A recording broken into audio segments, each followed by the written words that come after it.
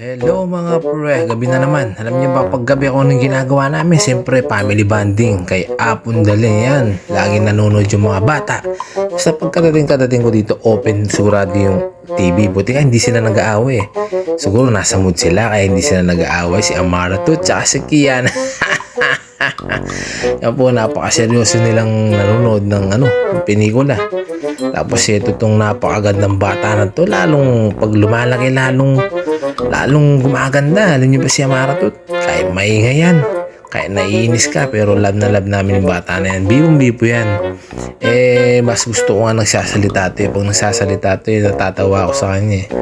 Minsan yung naiinis ako, pero inis lang yun. Pero pag nakita mo tong bata na to, pag tinutukan mo na, kwentuhan mo, napakabait. Napakagaan yung loob mo sa kanya. Tapos napakaganda. Nakakagigil ba yung ganda niya? Lumalaki, gumaganda lalo. Yun ang alagang Apon Daling. O hindi alagang Apon Daling yan Hindi naman ganyan kalusog, kaganda, di ba mga bre? O tinan niyo yung mga pinsang ko, napakalaki. Si Angel, yan ang obligasyon niya, nagano ng yelo. Magawa ng yelo, si France, yan, ganyan lang. May kanya-kanya ng obligasyon niya. Minsan, isang tawag po, dalawang tawag, kaya po nila hindi sumusunod dyan, pero ginagawa nila yung trabaho nila mga pre.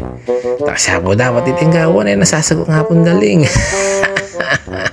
Baka makiyan po, lagi na po mag-cellphone, yan po yung obra na yan. Kaya mga pre, ako naiinitan, kaya maliligo ako Maliligo ako yung kele-kele, amoy kele-kele na. Tapos ipapakita ko yung mga picture, family picture yan. Sina Apon Daling, Apon Turo, mga kapatid ni Apon Turo yan. Mahal na mahal din namin yung mga yan. Mga picture ng mga pinsan ko, tito, kapatid ko yan. Nung bata sila, ako yung alam picture. Tingnan nyo naman si Lorna Tolentino, si Kian, di ba? Napaka-astig. Napaka-tapang na itsura niya mga pre. O yan, nagkakasundo namin tatlo. Minsan, away bate, away na naman, di ba? Ganun lang naman yung mga bata O tapos walang kamatayang pagkain yan mga pre. Apon Daling, kain ka ng kain, okay lang yan. Kamo sana dadanop. Baling kami dumanop. Aliwa mo ka. Ayun to, tinitingnan ko yung itsura ko sa salamin. Bakit gwapo daw ako sa salamin? Walang nagbabago sa'yo. Da piso-piso man, tiyang ka pa rin matsura ka mo.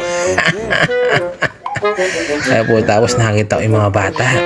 Yung mga bata yan, kumari, away-away lang sila ni Sam. Tinong siya Mara, tumutulong-tulong pa. Huwag lang mapipikon sige yan. Pag napikon to, isasali yan, sumali na yung bata.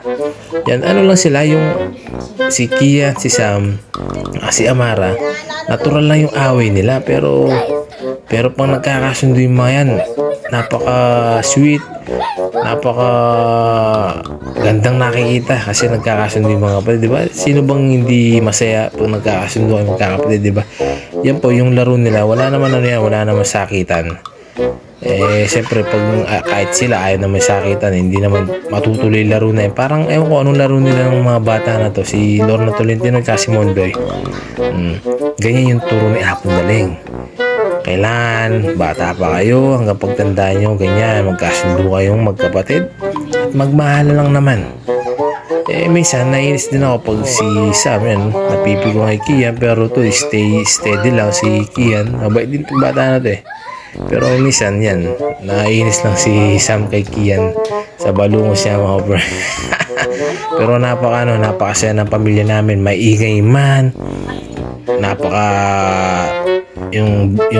yung boss niya sa tenga, pero pumunta ka man dito sa pamilya namin sa napakasaya, napakabait na mga tao, hindi ka magugutom dito, papasal ka pa sa farm.